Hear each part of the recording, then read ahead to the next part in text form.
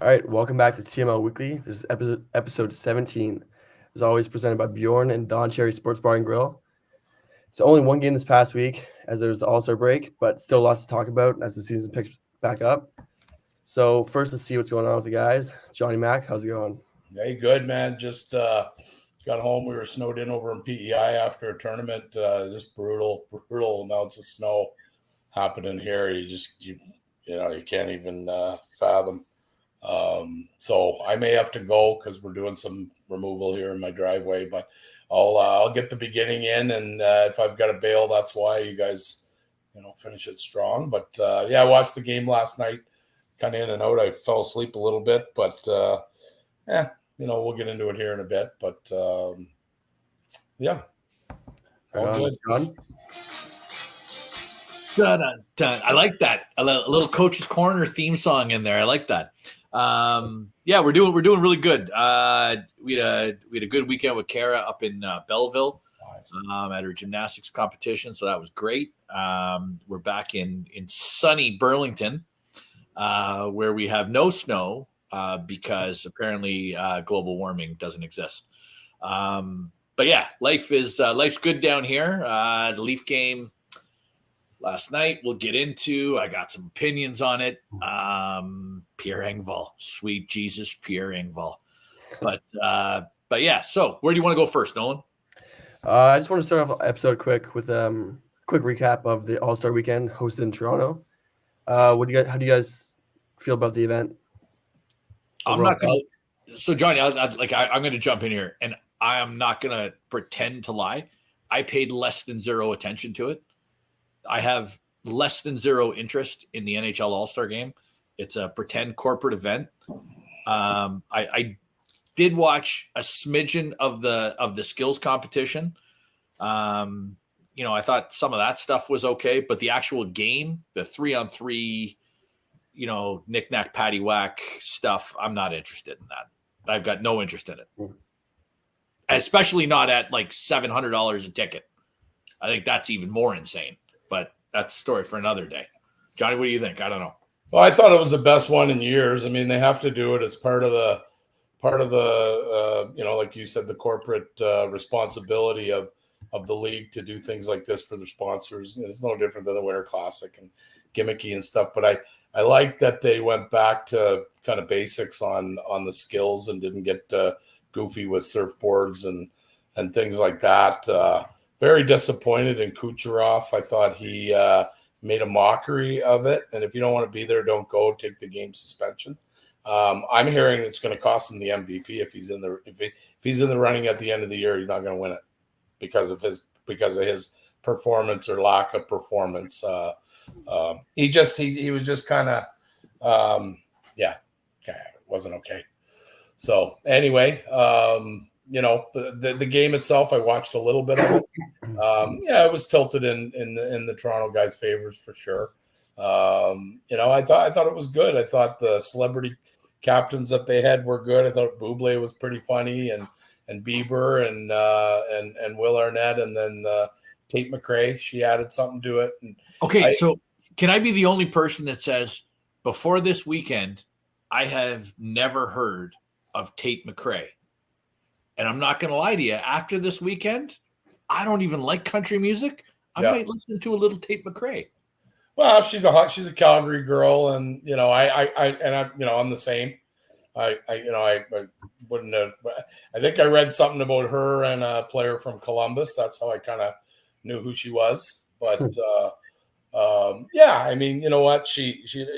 I think that's important. If you see what's going on in Kansas City right now, when you kind of mix in pop culture and sports, you bring the game to a different audience, a different audience and a different dynamic or demographic than it's used to, right? We've got a lot of people who are going to watch the Super Bowl this weekend to get a glimpse of Taylor, right? That normally won't watch the Super Bowl, but they're going to be said. My two daughters that they haven't watched the Super Bowl probably in entirety in years, and they'll watch them. They'll be watching, and I tease them, of course, and I say, "Oh, she's just using Travis Kelce to get some followers and get some fame," and they get fired right up. Fired The right Swifties are a different breed, Johnny. Yeah. They're a different breed, man. Yeah. But no, I listen. The one thing that I took out of the All-Star weekend, that if I was going to get fired up over anything, was listening to David Pasternak afterwards. And they interviewed Pasternak, and they said, Dave, what do you think about Matthews and Marner and the boys finally getting a win? And he basically said, yeah, they can have this one. And I kind of went, man, do I hate Boston? Dude, what's Pasternak ever won? You know what? It doesn't matter. He plays for Boston, and he's got that Boston attitude. Yeah, and I just wanted to grab him and just. He came after the fact. You know what I mean? It was so Boston. Montgomery threw a jab at Keefe because in the first game they were -3. They were -3, Marner and Matthews, and then he split them up, and they won or whatever. So he's like, well, that was pretty easy. They were -3 in that game. I got to do what I got to do. Hey, but guess what? He split them up, and what happened? They caught fire. Yeah. I don't know. I'll have. You know what? We'll get to my Sheldon Keefe minute later on in the show, but. Yeah, that's my take on the All-Star game. One thing that I will say, that just as an aside, complete aside, I've seen on Twitter that everybody is going mental on Justin Bieber for the jacket and the attitude and kind of playing. I want to remind everybody, the NHL invited Justin Bieber to be a part of this weekend. This isn't Justin Bieber coming to hang out and dominate and whatever. The NHL wants Justin Bieber. The NHL wants Tate McRae. They want Michael Bublé. This is what it's about. If you're looking at the All-Star game and you're angry about Justin Bieber being there and it's not hockey and it's 3, you're missing the point. It's not for me. Don't get me wrong. It's not for me, not my cup of tea. But at the same point in time, if you're angry about it, simmer down, relax. It's not for you. It's not designed for you. Let it go. People are going to complain, John. They're going to, to use the football analogy again, people are, why Taylor Swift? Her boyfriend plays on the team. She's going to the game. She's respectful. She actually, my wife said that she looks like a normal human being. She doesn't look like a global superstar. Like, some of them would be walking in there with posses and entourages and things like that. She's walking on the field. Could you imagine like J-Lo at the game? Right. She'd have an entourage around her. Oh, somebody. Yeah. No. All right, let's go. Okay, that's enough on the All-Star game. Great. All right, moving on. What do you guys think about the game last night against the New York Islanders? I fell asleep and I kind of woke up and Jack and I were watching it and he'd be like, Toronto just scored or whatever. I saw some good things. I saw some things I liked. I thought John Tavares was really good, and we've been kind of giving it to him. I thought he was very, very strong on the puck. I thought he was making real good, heavy plays. He looked like the John Tavares that we haven't seen for a while. I mean, he's been winning draws. He's not hurting us, but he's. Oh, I think we're losing him. Okay, so I'll jump in while Johnny's disappeared here. So, listen, I've got it. Not shockingly, I've got a significantly different take than on this game. I was massively let down, but yet not really surprised, because when I look at the Leafs, we came off those 2 absolutely fantastic games against Winnipeg, where we played defensive hockey. Every player was committed to coming back. Everybody was committed. We played as a team, and we were ready to go all the way along, which I really liked. And then what did we have this time? We got let down yet again, right? With the same old, right? Some guys showed up, some guys didn't. If I'm going to talk about Samsonov, and I think we need to, because everybody was super excited, right? Sammy came back and Sammy looked great, and we felt good about Sammy. And if you watch that first goal that Samsonov gave up, he was halfway to the other side of the boards, sliding over again, missing his angles. And this was old school Samsonov, sliding all over the ice on the first goal. And for everybody who, again, wants to talk about Sammy, there were 4 goalposts in that game. 4. That game could have been over super quick. And I understand goalposts are a goalie's best friend. I get it. But they hit an awful lot of them when Sammy's in net. Yeah, the first goal too was assisted by the goalpost, essentially. Yeah. There was another tap in right off of it. No, totally. Yeah.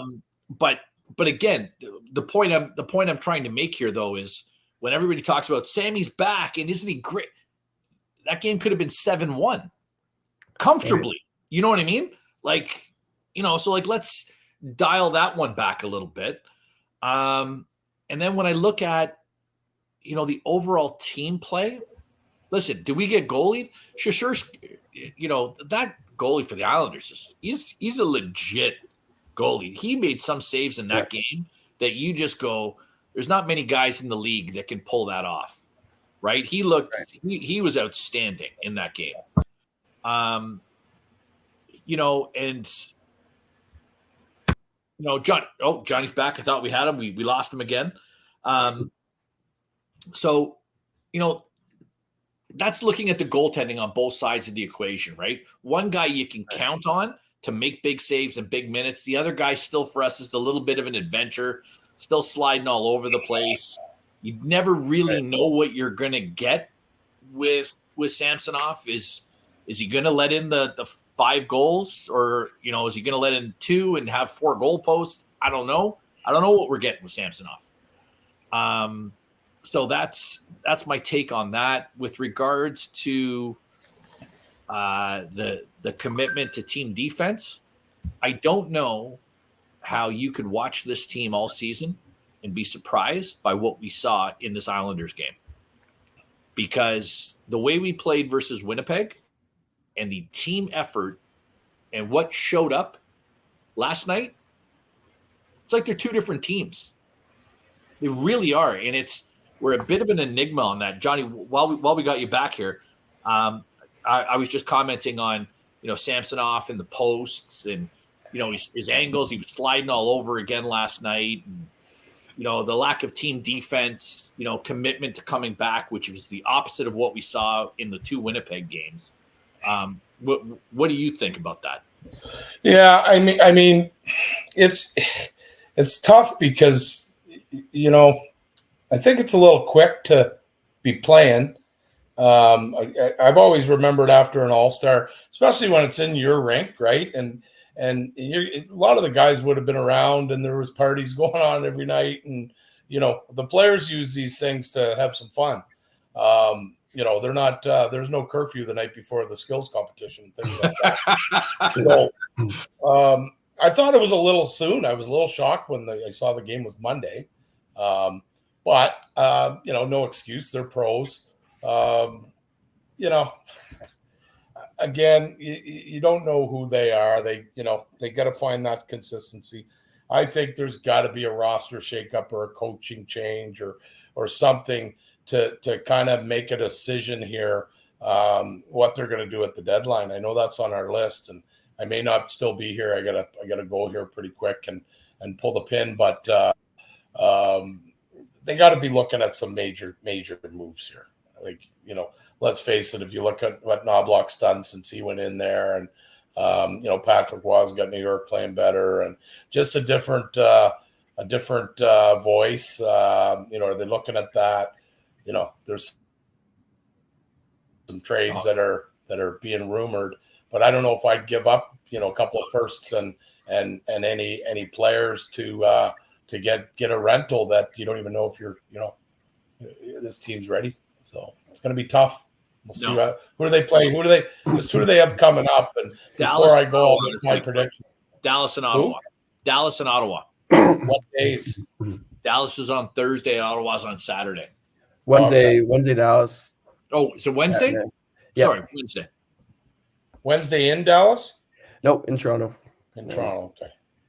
Then And are they in Ottawa or here? In Ottawa, Saturday night. Okay. So I'm going to go out on a limb here, and I'm going to say 0 points. I'm going to make my prediction now because I'll be gone. I don't think they win either one of these games. Okay, there it is. Johnny Mack with the bold prediction. Stay tuned for Nolan and mine. We'll get you later on in the show. But Johnny, good luck digging out, brother. Yeah. All right. Yeah. We'll right, talk boys. to you guys later. Thanks. Bye.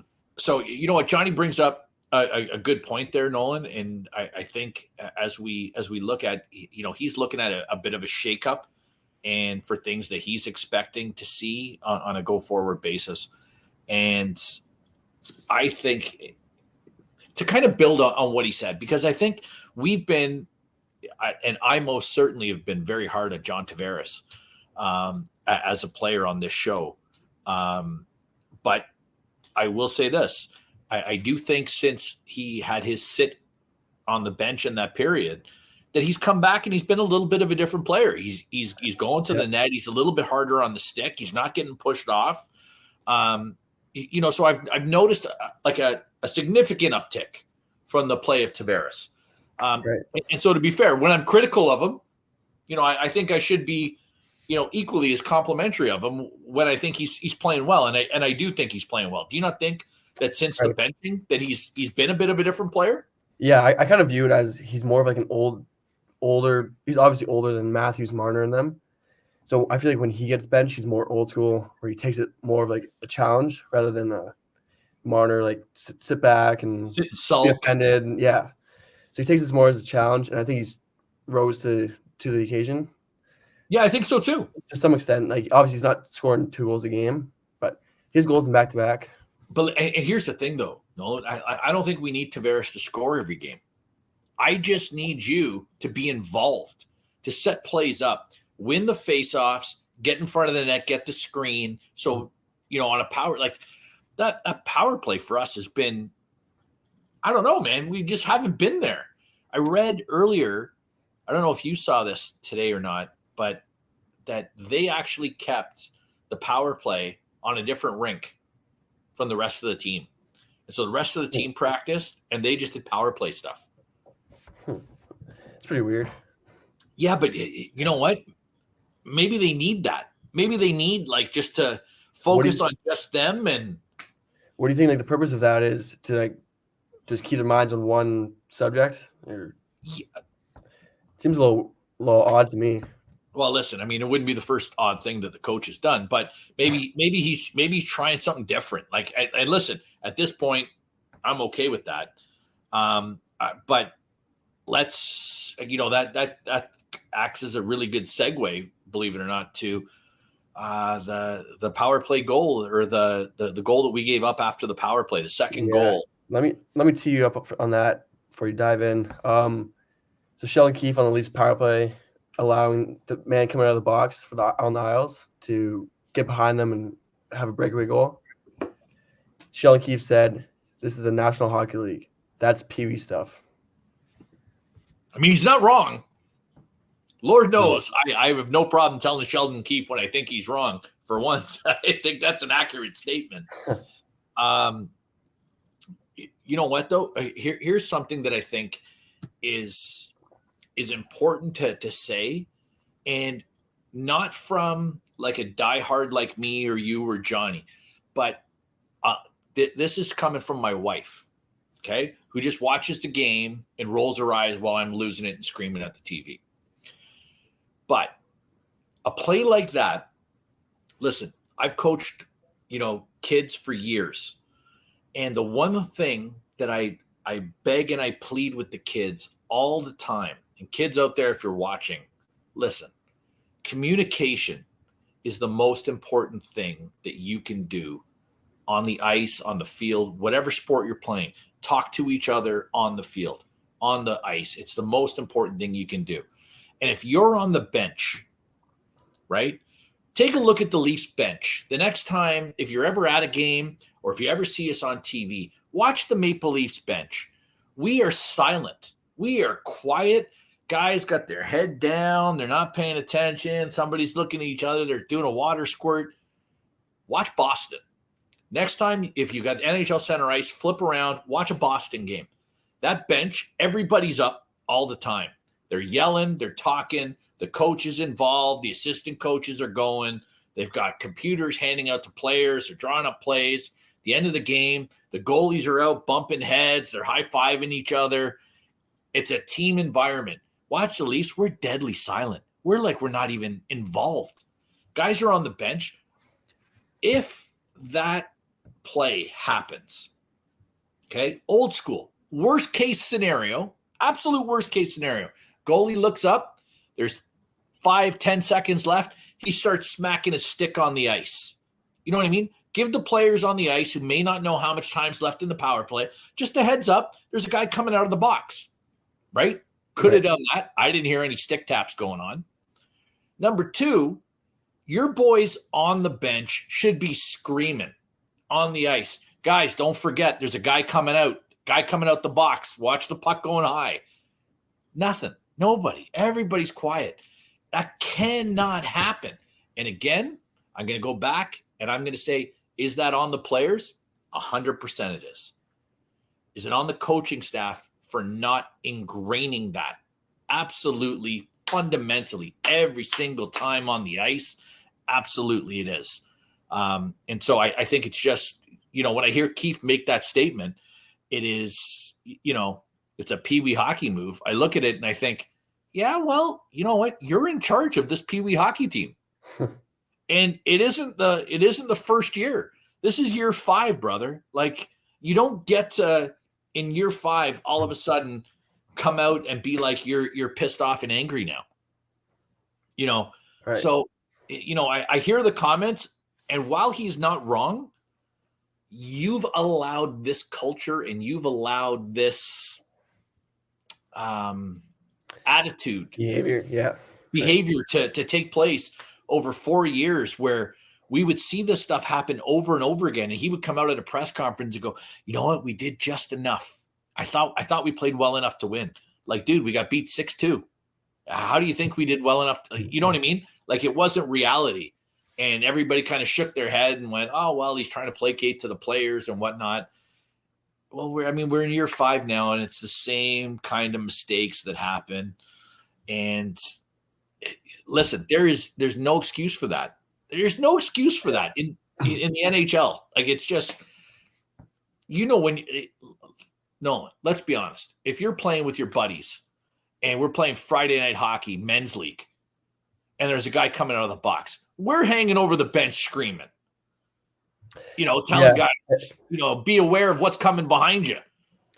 Yeah, it's a pretty fundamental concept. I'd say it's been around for a long time, especially with the goalies tapping the stick, like you said, or yelling at the players. It's not new. Like I don't think what we're saying here is that we're breaking any like massive cultural thing with hockey, right? Like, this is not new.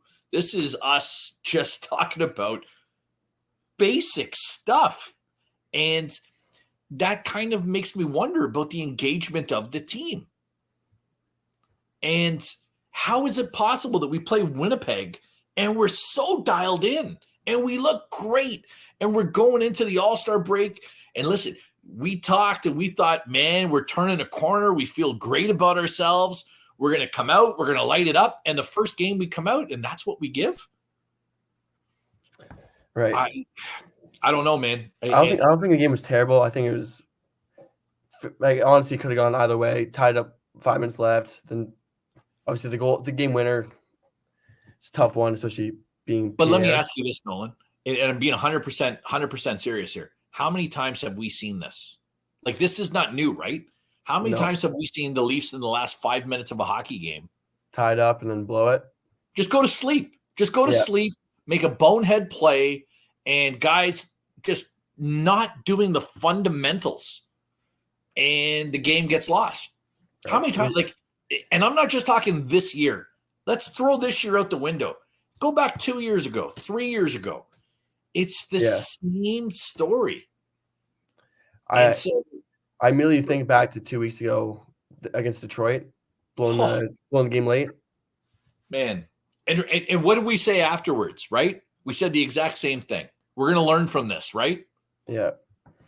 Yeah, just stupid little mistakes that cost the team a goal against late in the game, and then that's it. Okay, so I think at this point, I just want to touch on something. And if you've watched us for a long time, or even a short time, you know my feelings on this head coach. But for those who are still on the fence and don't understand why I feel the way I do about this coach, I want to bring something up to you. Todd McClellan got fired this week by the LA Kings. Okay, he's been with the Kings since 2019. Kings have had a pretty good run. They've won some playoff series. They've done some good things, but they're struggling right now. And so the team is not playing to expectations, and management decided it was time to make a change. Again, I support it. Edmonton was under plan. Apparently, they've won 8 in a row once, and tonight they're going for 17 in a row. They're making changes. And the one thing I hear from a lot of Leafs fans is, oh, you can't always change the coach. It's not always the coach. And so to those fans who insist that all we do is change coaches, I want to bring you into some actual statistical knowledge. Sheldon Keefe is now the 5th longest reigning coach in the NHL. 5th. How many teams are in the NHL now? 20, 32? 32 with Seattle? 32. That means 26 other teams have changed coaches at least once before 27. Listen, math wasn't my strong suit. Okay, but 27 other teams have made coaching changes. Here's who has not. Okay, Tampa Bay Lightning, John Cooper, won 2 divisions, has been to 4 Stanley Cups and won 2 of them. You can't blame Tampa for not switching a coach. Mike Sullivan in Pittsburgh has won a division title. He's got 2 Stanley Cups. Yeah, back to back. Back He's to a while back. ago, though, too. Listen, while ago, but still, you got Sidney Crosby. Like, he's done a good job, right? That guy, you're going to give that guy benefit of the doubt. Yeah, right? He's won with that core. So Jared Bednar, 4 division titles in Colorado, won a cup. Who's complaining about Jared Bednar in Colorado? Nobody, right? And then lastly, we have Rod Brind'Amour. Rod Brind'Amour's won 3 division titles. He's got a Jack Adams trophy and has won 32 playoff games in 5 years. You can't be mad at that. Then there's Sheldon Keefe. Sheldon Keefe's won 13 games, lost 17 in the playoffs, 13-17 playoff record. Most importantly, 1-6 in 7 series. And for everybody who doesn't understand why I'm so fired up on this coach, the absolute worst record in NHL coaching history for playoff records with coaches who have at least had 10 playoff games. He's 1-13 in games where he could be eliminated, where he could eliminate the other team from the playoffs. He's 1-13, a 6% winning percentage. That's the guy. So just to be clear, Stanley Cup twice with Cooper, Stanley Cup twice with Sullivan, Bednar, 1 cup and 3 division championships, 32 wins, and a Jack Adams for Brind'Amour, and then Keefe. The difference between the Toronto Maple Leafs and the problem here is a commitment to excellence. Other teams in the NHL, when things go wrong, we fix it. They jump on. You might not get it right, but you know when it's wrong and you know when it needs to get fixed. Here, we just do the same old thing. The building's full every night. The players like playing for them because there's no real accountability and life is good. So if you weren't sure on Sheldon Keefe before and that doesn't convince you that maybe there's a problem here in management, I don't know what will. Right? Brandon Shanahan is I don't know where he is. He's asleep at the wheel. Brad Treliving. Let's leave the coaching aside for now.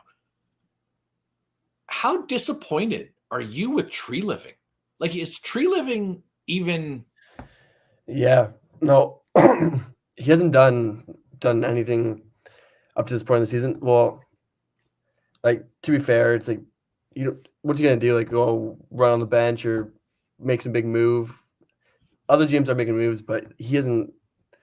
To your point, he hasn't done much to try to fix this or try to address any issues. And he's invisible. You never hear from him. He's like the guy who's always around but never says anything. You know what I mean? Like, he's had one press conference all year, and he didn't say very much of anything at it. And I thought, oh, that's very Kyle Dubas of you, right? Like, you just come out and just kind of, we're gonna like, if I hear somebody else give a non-answer, like, we're gonna look at everything that's going to be able to improve this team. Well, yeah, I'd hope so. That's kind of what your job is, right? Like, right. You come out, you don't really say anything. Listen, I know John said earlier that he's not sure that he would give up, a first round pick or do something. I don't think, with the way we're playing now, that you can make those moves. I really don't. I don't think this team has shown you that they're legitimately at the point where that's something that's viable. What I would love to see more than anything is for the team to turn around and make a coaching change. Like, that is the easiest fix to inject some change. Like, Right. in my heart of hearts, I don't know how you can look at this team and believe that after 5 years watching that Islanders game, but then watching the 2 Winnipeg games before that, and then watching, us fall asleep the previous games, how do you believe that Sheldon Keefe is going to be the guy to take us to that next level? I don't understand what more people need to see. Everybody's got no trade clauses of our big guys. You're not going to fundamentally alter the structure of who's here. So what can you do to make a change? Like a tangible, legitimate change. The only real play you have is a coaching change. Now, I've wanted it since Montreal, but that was 4 years ago, and we've lit 4 years on fire. So what's a fifth, I suppose? I don't know. What do you see, Nolan? Do you see it differently? Like, yeah, well, I think if you're going to make a coaching change, you got to do it relatively soon, so the team has time to adjust heading into the playoffs, or hopefully heading to the playoffs. But it's gonna happen soon. We're tied with Detroit now, and I think the Islanders are 4 points behind.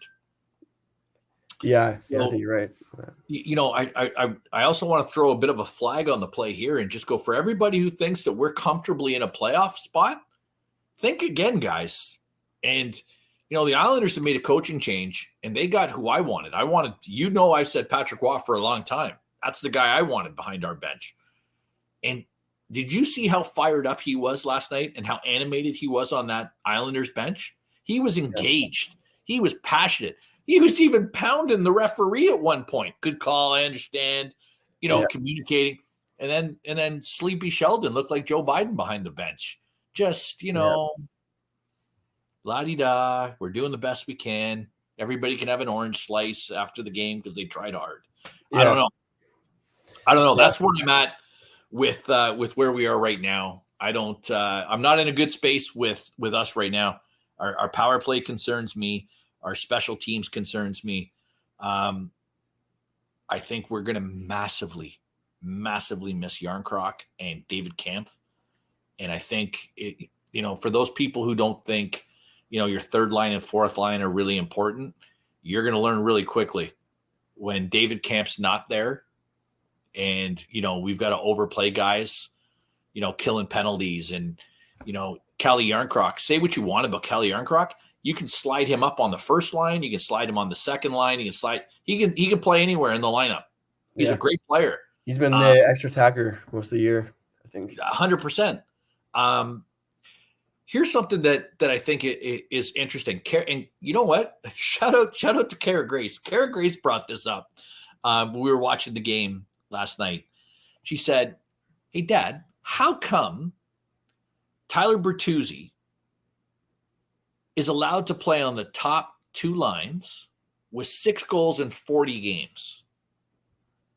And Nick Robertson gets healthy scratched out of the lineup, but has 6 goals in 22 games. How does that work?"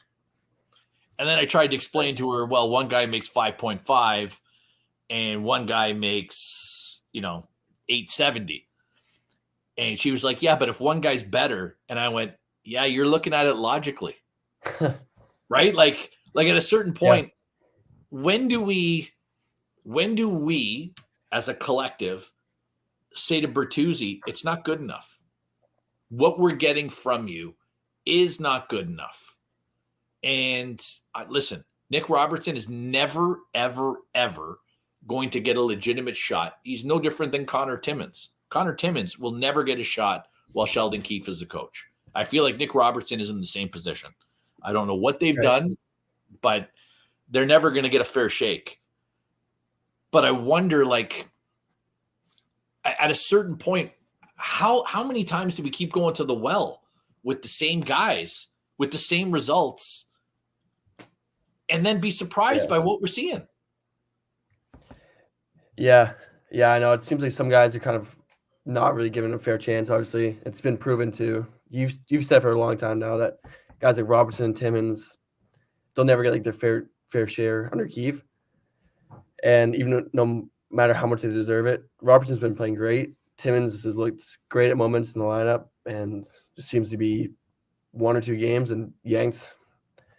And so, and again, it's very hard to build momentum. It's hard to feel comfortable in the lineup when you're terrified to make a mistake, because the second you make that mistake, you're getting pulled.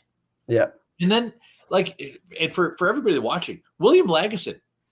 Remember William Lagesson? William Lagesson played fine. Did anybody have a problem with William Lagesson as a 6th defenseman on this team? No one did. We saw. I think people would be comfortable with him as a subbing guy for the first half of the season, but I don't think anyone would feel too comfortable with him in the top 6 heading into the playoffs. But yeah, he was he all I'm saying is William Lagesson didn't hurt this team. Yeah. Right? And no one, I feel like William Lagesson's gone into witness protection. No one's heard of him. He's a healthy scratch every night. And, I look at guys like Gio, who this coach still wants to play at a ridiculous rate at a high minute level. Even though he's the oldest guy in the league and he ran him into the ground last year. Roster management, I don't quite understand. But c'est la vie, it is what it is. I think for our viewers that are watching, that it's important that you understand that, listen, it is what it is. And until we start to get a little movement from management, expect from this team what you've seen. Nothing's going to change. We're going to have great games where we're going to be like, oh my God, if we could play like this, like we played against Winnipeg on a regular basis, we could win the cup. And then you're going to see games like the Islander game or like the Detroit game, and you're going to be like, what the hell? Who are these guys? I missed the playoffs. We're not good enough to, we're not a good team. So I wish I had a better answer for you right now, but that's kind of where I'm at right now, Nolan. Right. Well, while we're kind of talking about Nick Robertson right now, we actually got a question earlier on our Instagram. The question was, how do you feel if the Leafs trade Robertson? I think we could pick up a solid player. So I think listen, this is my 2 cents on this, and I'm going to say something that is maybe a little outlandish. But the one thing that I want to caution Maple Leafs fans on is we fall in love with our players as much as anybody in the world. We get guys who we think, oh my God, this guy's so good. And we could trade this guy and get a top flight player and blah, blah, blah. So let's look at Nick Robertson rationally. Okay. Nick Robertson was a 2nd round pick, right? 4 years ago? 2019 maybe, yeah. So 2nd round pick maybe 5 years ago. He's shown flashes of being an NHL roster player. Again, there's a fundamental difference between being a legitimate NHL player and being a roster player, right? So as a 2nd round pick, 5 years in, you can make arguments. Hasn't been given the fair shake, been injured, he's a little undersized. Like all of those things, they're completely valid. But at the end of the day, what has he proven? He's proven that, I don't know, maybe on a decent team, he's a 3rd-line winger who could maybe play top 6 minutes and a little bit of power play time. On a poorer team without the skill, I don't know, maybe that's where he is. I like Nick Robertson. I would love to see Nick Robertson get a chance. Listen, I've said it a billion times. It'll never happen while this coach is here. This coach does not believe in Nick Robertson. He's shown it time and time again. If I was given a choice, do you know who I think? It was funny. I had this conversation with somebody today. You know who I think should go after Nick Robertson? Dallas Stars. Dallas Stars. Listen, brothers. Listen, and his brother is the number 1 scorer on Dallas. I looked him up earlier today, and I think he's got 50 points, 17 goals. He is the engine that's driving that Dallas team. And listen, Nolan, I'm a Jake Ottinger guy. I don't know that there's a better goalie, maybe Vasilevsky, but outside of Vasilevsky, when he's on, I don't know that there's anybody better than Jake Ottinger in the NHL. That guy, guys, I'm telling you, if you haven't watched a lot of Dallas hockey, if you're flipping around one night and you see Dallas on, they usually play an hour later. They're in Central Time Zone. So, if you Leaf game's over, you can usually get the 3rd period of the Dallas game. Watch the Dallas game because Jake Ottinger is an absolute treat to watch in net. He's fantastic. I look at, here he is. He's got 49 games played, 17 goals, 33 assists. He's a point-a-game player, plus 13. You're not saying they're going to try to trade for Ottinger, are they? No. Yeah, I was going to say Dallas. I'm just saying, like, Ottinger is a goal. Like, there's not many guys better. Right. But, like, if you look at Dallas's players. Dallas has got their top 5 players, okay? Jason Robertson, Rupi Hintz, having a hell of a year. Matt Duchene. Remember Matt Duchene cast aside? Matt Duchene's got 17 goals, 45 points in 48 games. 1 year, $3 million. Same contract as Domi. Okay. Joe Pavelski. Anybody in the league could have got Joe Pavelski. 19 goals, 24 assists, 43 points in 49 games. Yeah, it's not slowing down. You know what I mean? Like, so I look at, like, bringing it back home, look at Tree Living, right? Like, you could have got all these guys. You could have gone after Duchene. You could have gone after Pavelski. You could have got those guys. And you invested in, Ty Domi's kid and, Tyler Bertuzzi, who got a haircut. God love him. So Nick Robertson, if I was Nick Robertson, I'd want out.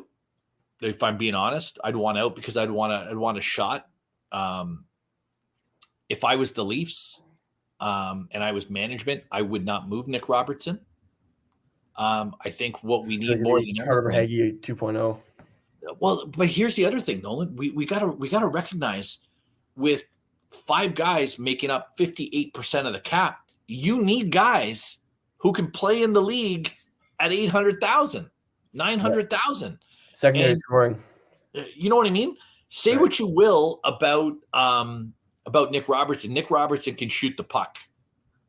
And when he's on the ice and he's given the opportunity, he's shown that he can be a legitimate player in the league. And I think if he was given coaching at an NHL level, with a different guy, I think there's upside there. I'd hold on to Nick Robertson. I like him. Yeah. I'd hold on to him. So that's my take. I do think, though, if we're going to make a move, I'm pretty sure he's on the way out. I'd like to see him stay, but I think if we're going to make a move, I think Nick Robertson's probably on the way out. That's my feeling there. Yeah, it's unfortunate. I'm in the same boat as you. I want to keep him. I think trading him away would be a massive mistake. I think given the opportunity and the right chance and right fit, he can be a good top 6 scorer. I'd like to see him get more chances up in the top 6. Obviously, he's one of the hardest workers on the team. He's up there every where's the game. negative? Just us talking, where is the negative? Decide. To sending Bertuzzi down and giving Robertson a 2.5 week run, give him 10 games with Nylander and Tavares. Where's the negative? You've already seen 45 games of what you're getting from Bertuzzi. And if I hear one other person tell me about Bertuzzi's great, he's a playoff guy. If I hear one, I'm going to lose it. He had a great run with Boston for 7 games. He's parlayed that into a reputation of he's a playoff guy like Claude Lemieux, right? Give somebody else, and I don't care what you make at this point in time. The cap hit and whatever's irrelevant. You're going to make that money. It's going to be gone at the end of the year. You're never going to see Bertuzzi in a Leaf jersey ever again. So at this point, what do you have to lose by giving Robertson a shot? Right. I don't know. We know he can shoot the puck. We know he's been a goal scorer at every level that he's touched the puck on. And, I don't know. I don't see the negative there. I think they might be looking at it as the top line. You have Matthews as the goal scorer. Second line, Tavares. Third line, Robertson. They're hoping that he could be the goal scorer, Domi the playmaker. Whereas the top lines, you have Marner, Nylander. And listen, that's great. Sure. I love it. Wonderful. Have you seen it? No. And it's not like we're 30 games into the season. We're post All-Star game now. I feel like we're looking at Tyler Bertuzzi, and the more and more I watch Tyler Bertuzzi, the more and more I feel like I'm watching Nick Ritchie. You know what I mean? Remember Nick Ritchie? Nick Ritchie was going to come in and he was going to be the big guy that pound the body and big heavy frame, and he was going to get in front of the net and he was going to tip pucks in and do all those great grimy things. And then, we went 34 games and he had no goals. Okay, well, Tyler Bertuzzi's at 44 games and he's got 6. So just out there for a skate. Looks like. I'm not saying the guy's not working hard, and I'm not saying he's not trying his best, but this is not the try hard league. This is not the do your best league. It's the NHL, right? It's perform or we'll get somebody better. And I don't understand why people who, I see guys all the time are like, oh, I'm a Maple Leafs fan till I die. Win or lose, blah, blah, blah, blah, blah. Feel the passion run through those people. You know what I mean? They're pro athletes. Mm-hmm. You're allowed to critique a pro athlete who's making $5 million, who's playing like an $800,000 player. You're allowed to critique that. That's when you sign that contract and you say, I'm worth this and I'm going to perform. You know what? If you don't perform, that's part of the job. And you know what? I can't believe I see people going, oh, you shouldn't critique Bertuzzi. He's trying his best. He wants to do well. I'm sure all of it's true. But you know what? It's not good enough. It's not good enough. No. And that's, I think as Maple Leafs fans, a certain amount of us have to finally step up and go, guys, it's not about whether you're trying. It's about whether it's good enough. And it's not. So that's my answer. Thank you to our Instagram question. Good looking out. Yeah. So quickly, let's just get a quick update on Woll, Kampf and Jarnkrok. If you if you're aware. So the good news on Joseph Woll for those who haven't checked it out, there was a report today that Woll practiced with the Leafs today for the first time. He's been skating with the team for a while, but he hasn't taken live shots in practice and been an active member of the goalie unit in practice. So today that happened for the first time. I think Chris Johnson reported earlier that once he starts practicing, it's going to be about a 2-week window. So let's say right now it's February the 6th. We're probably looking best case. No setbacks. Everything's great. Late February, early March. If it's me, I'm not making any moves. I'm rolling. I don't think you have a choice at this point. I think you're rolling with Samsonov, and you're praying that he figures it out. And you're praying that Martin Jones can come back and be 75% of what Martin Jones was when we needed him to be 100% of Martin Jones. And listen, maybe we get lucky. Maybe we come back and Joseph Woll goes on a heater and he ends up being, Binnington part 2.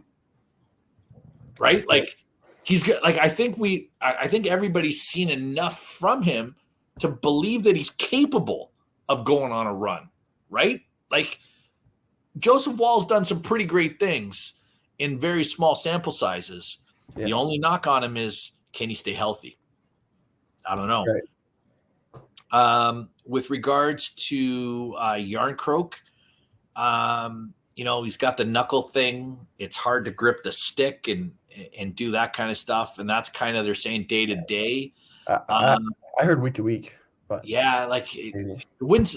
Like, how hard it is. Just think, right? Like you're trying to grip the stick and your knuckle, and guys are two-handing you and whatnot. It's, that's going to be some time, I think, unfortunately. And David Kampf, we don't really know a lot about David Kampf, right? That was kind of, over the break, and all of a sudden he's out, and we're not really 100% sure. So it's still hope it's day to day. You really do, because listen, for those people who are hating on David Kampf, and I read it all the time about we could get this guy, we could get that guy. One guy was making a case earlier this week that we should trade Kampf or let Kampf go and get Phil Kessel back in. And I went, boy, you don't understand this team. If you think Phil Kessel's what we need, the guy's allergic to defensive hockey. And David Kampf, two polar opposite players. Defensive hockey, like that's what, and we need defensive play. So, interestingly enough, are you surprised that nobody's gone after Phil Kessel? Just as a complete different aside. Yeah, I'm a little surprised. I thought he'd for sure sign in the summer with some team, league minimum. At the very least, it's not much risk, really. So I'm 1 year, or like a team like right now, like in the playoff push, bring him in. Like at worst case, if your power play was struggling, stick him on the power play. Let him play 10 minutes a game. Yeah, Phil Kessel can still shoot the puck. Yeah, no, it is a weird one. I'm not sure what exactly is going on there, because he came out in the summer and said he doesn't care about the game streak, whatever. Like he'll be a scratch if you wanted to scratch him. He just wants to play. And you see guys like Parise and Puljujarvi just signed over the past week. Like Puljujarvi got a contract. Like, do you mean to tell me that Phil Kessel's got 3 cups now? Yeah, I think the Puljujarvi one's more of a dubious kind of taking a low risk, high reward, medium reward signing. He's a 4th overall pick from a couple years ago. Yeah, and remember who was the kid that we got from Montreal? There was a high draft pick that gave the puck away in overtime. Galchenyuk. Remember Galchenyuk? Galchenyuk is Puljujarvi right now, right? Like, so I feel like that's very on brand for Dubas, right? Like, you know what? The kid can't play. Anyways, it is what it is. That's Pittsburgh's problem, not ours. Yeah. What else do we got? Do we got anything else? No, it's about everything. We just gotta do our point predictions. Johnny Mack gave us his earlier 0 points, just kind of surprising because he's usually pretty optimistic. He is pretty optimistic, and so listen, I'm not going to shock anybody here. I do not love where we are right now coming out of this break. I thought we were turning the corner. I really, Nolan, last time we talked, I was so fired up on the way we played against those 2 Winnipeg games. I thought, man, we're buying in. We're finally going to do it. And then we came out and did the same old. We know it's there. We know that they can compete when they want to. When they want. Listen, I go back and I will tell anybody who's not sure about this team, watch that Nashville game that we played at home. That was the best that game that we played against Nashville in January was probably the best game I've seen us play in 5 years. Like we were so dialed in and so committed, and that team was great. We went on the road, and then we went to LA when LA was on fire, and we held LA in check. And then we kind of forgot about playing defense again. But then just before the All-Star break, we played Winnipeg twice. They're the best team in the league, and we look great. And then we did what we do. And so I don't have any confidence going into play, having Dallas come in. Dallas is a well-coached team. And what I've seemed to have found is when the Leafs run into a legitimate goaltender. Look at Shesterkin with the Islanders, who played out of his mind. Fantastic. We're running up against Ottinger tomorrow. I don't see us beating Jake Ottinger tomorrow at home with the way we've been playing. And something else to consider here. Look at our home record this year. Our home record this year is not good. What are we, 11-12 or something? Like, I think we're underwater at home. And, at a certain point in time, let's go back to the playoffs last year. We were underwater in the playoffs last year at home. At a certain point, we got to start winning these hockey games at home, right? Right. So I don't like us versus Dallas. And I'll be honest, we don't play Ottawa well. And the Chuck brother that's there loves coming in to play us. And so I am not shockingly going to echo Johnny Mac's sentiments, and I'm going to say donuts for points over the next 2 games. I don't feel good. I want to be clear. I don't feel good about it. This does not make me happy because I think legitimately by the time we're on air next week, we could be out of a playoff position. Yeah, it's pretty tight in the East right now. Slip up a little bit and you might find yourself out of the picture. I'm going to go with 3 points. I'm a little more optimistic. Wow. Okay. I like it. Yeah, I think the game last night might be a bit overreacting. Maybe we are. I'm not sure. It's I like the positivity, brother. Yeah. I like the positivity. First game back after the All-Star break. It was in Toronto. The guys haven't really. Those 4 guys haven't left town. They've been hosting all week. Been media swarmed all week. And the rest of the team is probably on vacation somewhere. Just got back and Sunday night. I don't know. I think it's game last night could have gone either way. Pierre Engvall had to score with 2 minutes left, of course. Pierre the Pylon. What a sniper that guy is. Who knew? Yeah. I don't know. I look at it as game could have gone either way. Could have had 2 points. Could have got 0. I just look at it as we're going to come back out tomorrow night and get back on track, hopefully. So I'm going to go 3. Overtime loss in there and then a win. Who are we beating? Are we beating Ottawa on Saturday night? I'll go beat Dallas, lose to Ottawa in overtime. Beat Dallas, lose to Ottawa. Okay, listen, Nolan, that's a bold prediction. I love it. They play better against Dallas than they do against Ottawa. Well, listen, Dallas is a better team, and we generally underperform against those teams that we're supposed to beat. Yeah. So listen, it would not shock me to see. What wouldn't shock me either? It would not shock me at all to see us come out and shut out Dallas. Like that's how Dr. Jekyll and Mr. Hyde we seem to be. Yeah. Right? Like if we came out and played a Winnipeg style game or a Nashville style game against Dallas and won that game 2-0. You know what I mean? It wouldn't surprise you, right? Yeah. And then they're going to go lose 6-2 to Ottawa. But that's what I'm saying, right? Like again, and then you just kind of shake your head and go like, where are we? So listen, I'm happy that I want and be very clear for everybody that says I'm not a real Leaf fan and I'm so negative. I would love for Nolan to be right and me to be wrong. I would love for me to be wrong. I don't think I'm going to be wrong, but I'd love for me to be wrong. So there's that. So listen, I think before we sign off, we want to give a special shout out to Bjorn Hockey, one of our sponsors, and Don Cherry Sports Grill. If you get a chance, stop by, have something to eat at Don Cherry's. It's fantastic. Nolan, anything you want to touch on before we head out? No, I think we got it all down. Right on the hour 12 seconds. And on. So look at that, we're on point. All right. Yeah. So the only thing I want to say is let's make sure we fire the coach and we give ourselves a fighting chance for the rest of the year. Go Leafs, go. Go Leafs, go. Take care, everyone.